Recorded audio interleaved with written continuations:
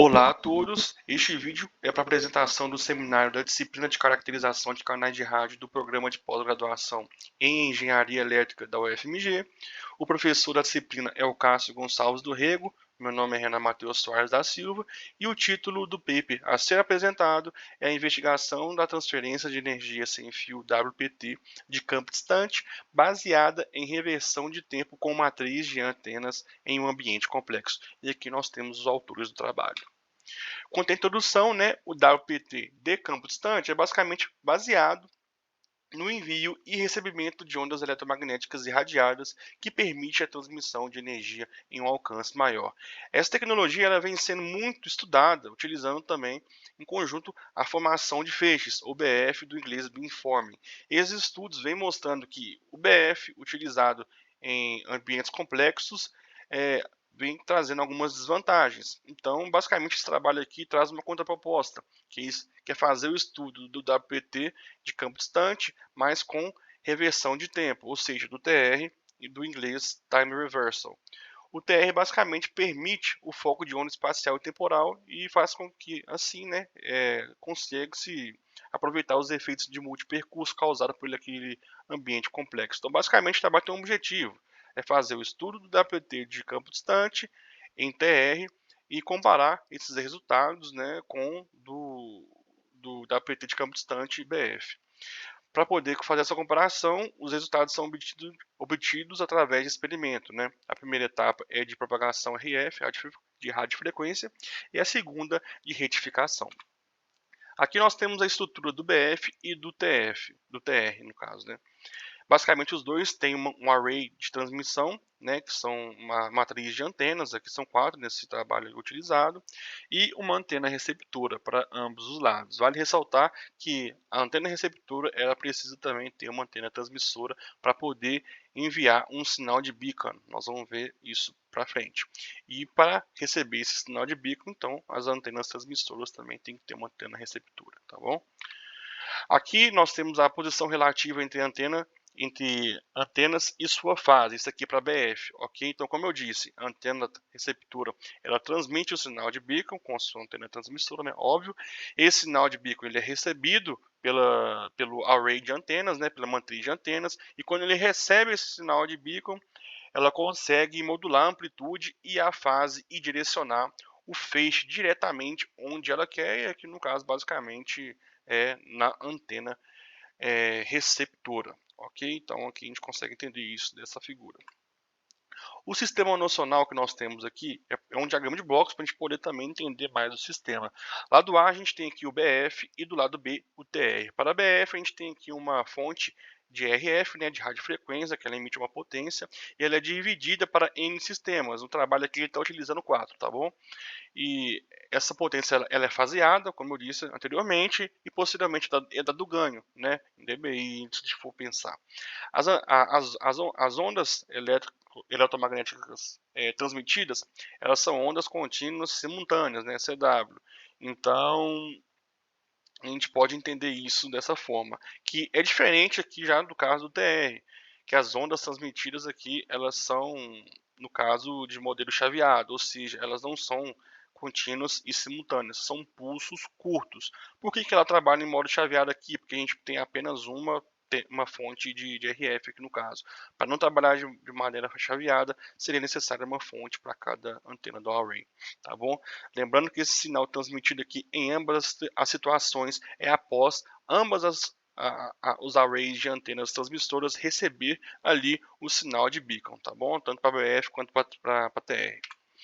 Agora a gente vai entender um pouco mais do TR, como é que faz essa codificação do sinal, tá bom? Basicamente, como eu disse aqui na imagem, é o pulso curto transmitido o sinal de beacon pela antena receptora, pelo lado da antena receptora, né? Óbvio. É transmitido pela antena transmissora da antena receptora. Ele é recebido o sinal de beacon pelo array de antenas transmissoras e ele é retransmitido no caso, só que agora invertido em função do tempo, tá bom?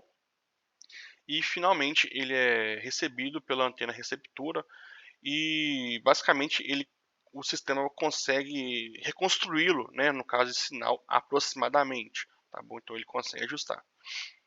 Então, aqui como exemplo, nós temos um array de 4 antenas, né, de A a D, um número N de pulsos aqui, de 4 pulsos, cada um transmitiu uma num instante de tempo diferente, né? Então, basicamente, tem um gráfico aqui da amplitude máxima entre N pulsos em função do tempo. A gente pode dizer que esse gráfico é basicamente o somatório das amplitudes máximas, né, do TR aqui no caso, em função do número de pulsos, tá bom? Então, a gente tem esse gráfico aqui. Aqui é o ambiente de simulação, A e B é o ambiente de simulação aqui no caso, ele é basicamente igual. A diferença aqui é que em A nós temos a componente de divisada direta e em B nós não temos a componente de divisada direta. Essa obstrução ela é realizada por esse quadro, né? Então em A ele está aqui atrás, em B ele está aqui na frente. Então a gente consegue entender também que esse aqui é um ambiente complexo, né? A gente tem mesas, cadeiras, janelas, paredes diferentes, enfim, diferentes tipos de mesa, né? Então, as antenas transistoras estão aqui em cima e a receptora nessa mesa. Em C, nós temos aqui a antena receptora na posição de referência e ela vai ser variada aqui nos momentos de simulação do trabalho, tá bom? Para menos 60 e mais 60 aqui do lado. Já no estágio de propagação, a gente tem aqui para poder entender que antenas são essas, né? Essas antenas, tanto da receptora quanto para transmissoras para BF e TR, elas são iguais. Elas são antenas monocônicas, omnidirecionais, ou seja, ela irradia com o mesmo ganho em todos os azimuths, no caso, né? dBi, basicamente. Possui uma largura de feixe de 3 dB e 65 graus de elevação. Nós temos aqui agora o gráfico do coeficiente de reflexão em função da frequência, da faixa de frequência. Então, nessa faixa de frequência de 0,5 a 1,5, essa antena ela apresenta uma boa característica de impedância, tá bom? Então, aqui a gente tem o medido, né, e o simulado. Então, tá dentro ok aqui. Já no estágio de retificação, após a antena receptora, em ambos os casos, receber ali o sinal RF, ele é passado por um gerador de forma de onda arbitrário, amplificado, passado pelo retificador de banda larga e posteriormente é medido aqui no voltímetro, né?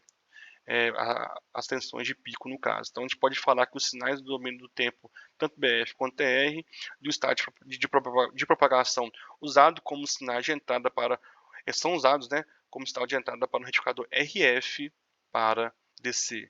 Então aqui nós temos agora o gráfico, o mesmo gráfico anterior, né, do coeficiente de reflexão em função da frequência, só que agora do estágio de retificação. Então a gente consegue ver que existe uma largura de banda de impedância de 76%, né, de aproveitamento naquela faixa de frequência de 0,5 a 1,5. Então tá ok. Aqui a primeira simulação, ela é numérica, tá bom, para BF. Essa primeira simulação ela é utilizada mantendo RF fixo.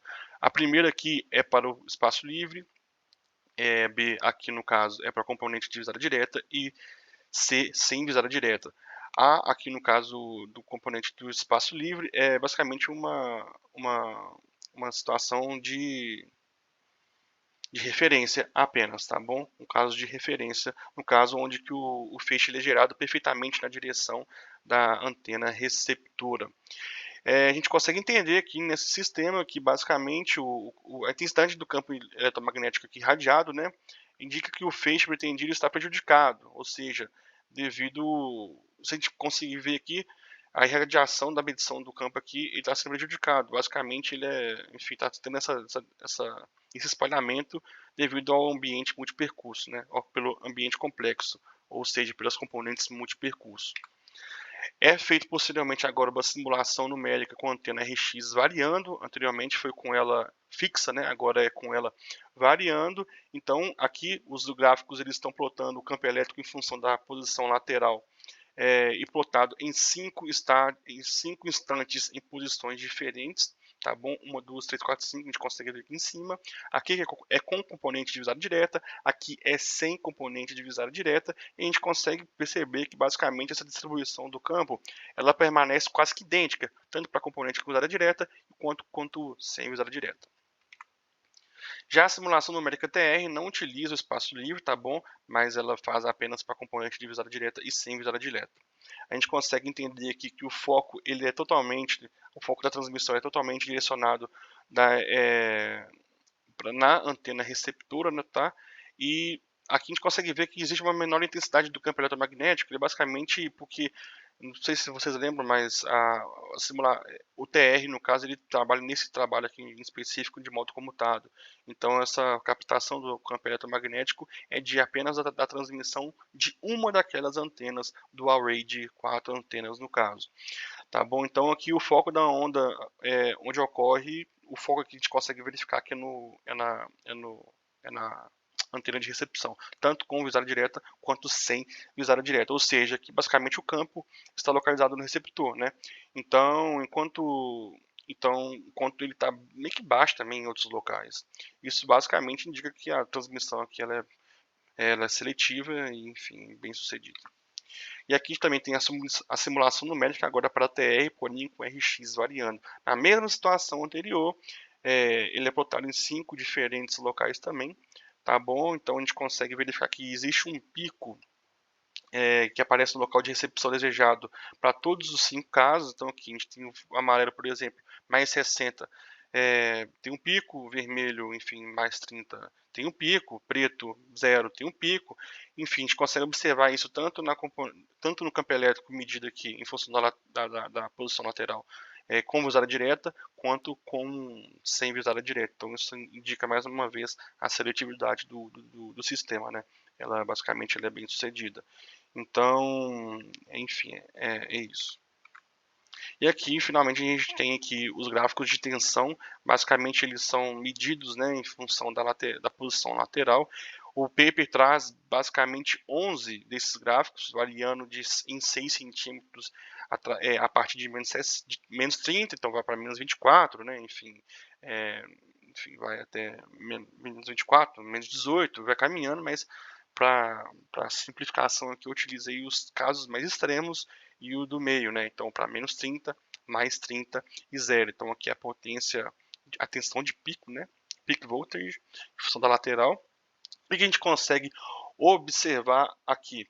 Basicamente que aparece um pico no local da recepção em ambas as situações, tá? Quando a gente compara aqui a componente divisória direta, por exemplo, né, a preta e vermelha, a gente vê um pico em vermelho em ambas as situações, e isso é que ocorre para as 11 simulações que ele roda lá, tá bom? Assim como sem a componente divisória direta, para cinza e azul. Então também ocorre aqui a seletividade, tá bom? Um pico na tensão de pico, né, medida. Aqui, finalmente, a gente tem a relação PR-PR, que basicamente a razão, né, entre a amplitude máxima da componente aqui de TR e de BF, da amplitude máxima no caso. Então essa razão indica uma eficiência basicamente, né? Então o gráfico ele plota essa relação PR-PR em função da localização, né, onde foram medidas, né? Obviamente o sinal. Então a gente consegue entender que basicamente na maior parte do tempo esses valores ficam acima de 1. Então isso indica que TR oferece uma maior potência de pico. Mas eu acho que o mais importante ainda é que o PPR aqui é muito maior para componente sem visada direta. Então, tipo assim, isso é devido, lógico, a uma maior proporção da potência de pico recebida em TR, né, em função de BF, mas também isso implica uma vantagem muito sobressalente de TR quando a gente trabalha em situações que não tem visada direta. Então, TR nessa situação ela é vantajosa. Finalmente, aqui o último gráfico, né, que apresenta a tensão de retificação CC e eficiência de retificação. Ambos os casos, se a gente comparar aqui a componente de visada direta, né, preta e vermelha, em ambos os casos, com visada direta no gráfico de tensão retificada em função da localização e da eficiência de retificação em função da localização, a gente verifica que TR é maior, assim como sem a componente divisória direta, cinza e azul. Então, a gente vê aqui o vermelho em sobressalência e o azul em sobressalência, ou seja, basicamente TR possui uma maior tensão de retificação, uma tensão de retificação melhor e uma eficiência de retificação melhor. E aqui a conclusão a gente tem, né, que TR permite maior tensão de pico no receptor em comparação com BF, dada a mesma potência média de transmissão.